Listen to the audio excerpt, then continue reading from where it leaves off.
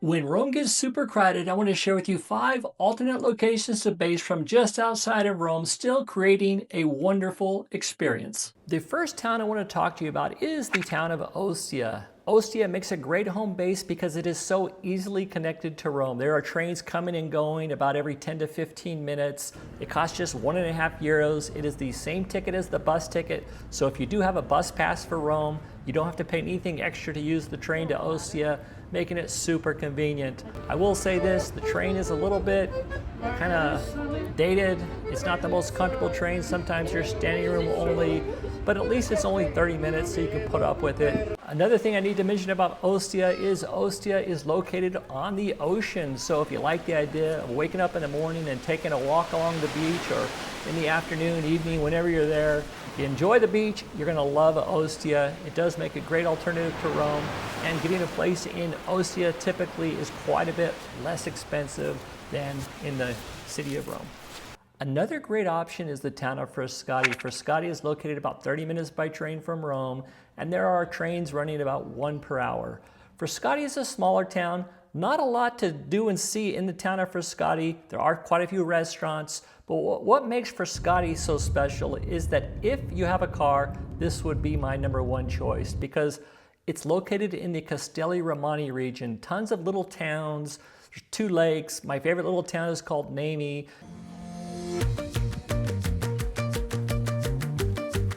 Bike riders. You can go explore that in a car. That is the best way to explore this area, because the buses and the trains just don't service many of these small towns, but with a car, you can just kind of cruise around and check them out. A lot of fun. Plus, Rome is at your fingertips. You just can hop on that train whenever you want to and head back to Rome, in and out of Rome or whatever. But again, Frascati is my #1 pick for those that have a car. If you don't, there's some other options I think that would be better fit for you, but it does make a good option even if you don't have a car. But that's, take it for what it's worth. That's what I'm going to say about Frascati.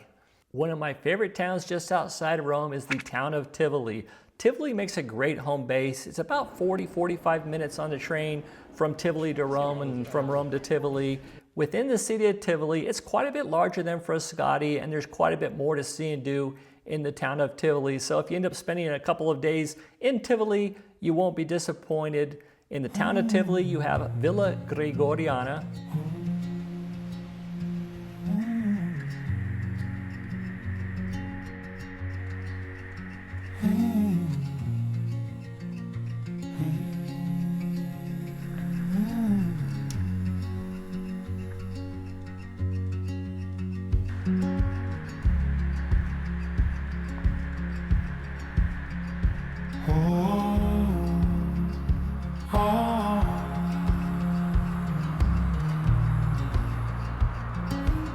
Villa d'Este.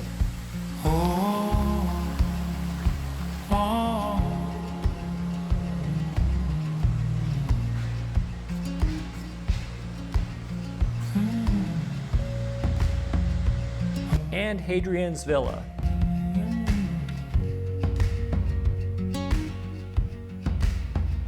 All 3 are very interesting and worth your time. Plus, the town of Tivoli is just one of those fun towns to go walk around, explore.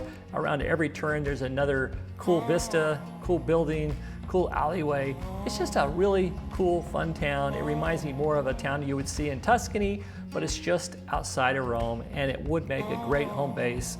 And typically, you can get a hotel or Airbnb in Tivoli for quite a bit less than you can in the city of Rome. My next suggestion may come as a big surprise. It is the town of Naples. Basing from Naples actually can make a lot of sense.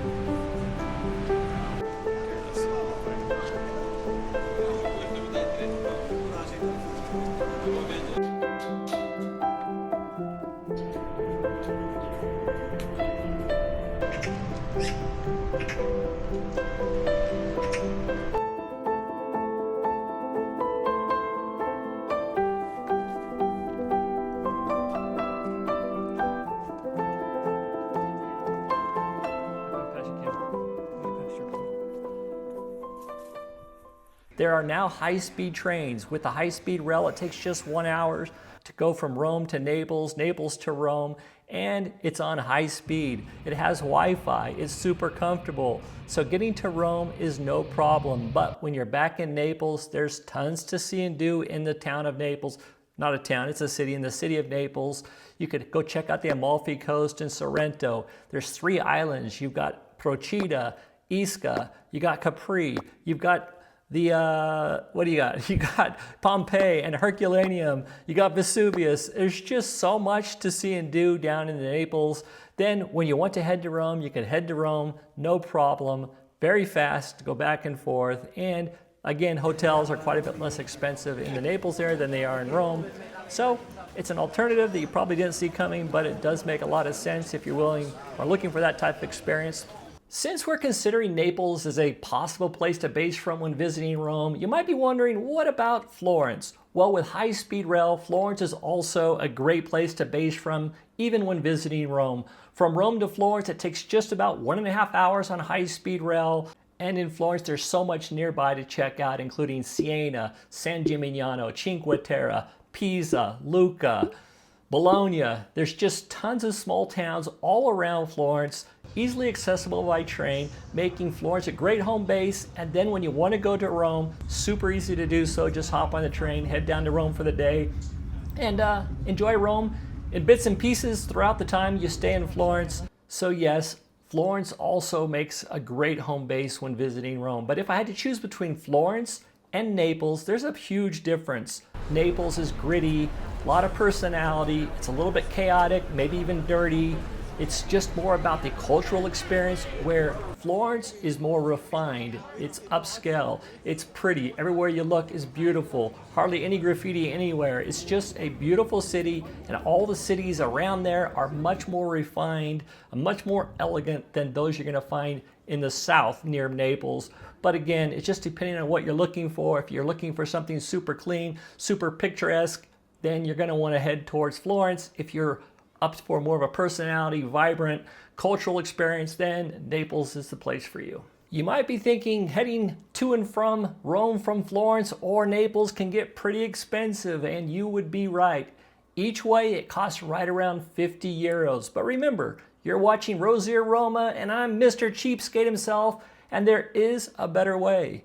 On Italo, they have a great solution for you. On Italo, just go to their website and go under offers, then click on the Smart Worker. Here you can purchase a 10-pack. It'll get you 10 trips from either Florence to Rome and back, or from Naples to Rome and back. So you get 5-day trips back and forth for just 14 euros and 90 cents each way. So that's 149 for 10 trips, and it can be used over 30 days. It can only be used Monday through Friday, but that's actually good, because if you're visiting Rome from Florence or Naples, you really don't want to show up in Rome on a weekend, especially in peak season. It's just extra crowded on the weekends, and those are better days to do other things. So this is the way I would do it. I would purchase a pack here, and the greatest thing is these allow you ultimate flexibility, because you don't have to, pre-book these to save. You can just buy a 10-pack and use them. It's an awesome way to commute back and forth from one of these cities into Rome and out of Rome. And yeah, so again, I got you covered. If you're going to be heading to Rome in the next 1, 2, or 3 years, be sure to check out our Rome travel guide. So far, over 1,000 people have purchased the guide. We have tons of great feedback. So many people have made comments on how helpful the guide has been for them. And first off, I want to share with you a few things about the guide. It's divided into 3 sections. The first section is the Let's Plan. This is just a sample of some of the videos. There are over 20 videos to help you plan before heading to Rome, from booking your hotel, to packing guide, to picking the location, best time to visit, how many days you should spend in Rome.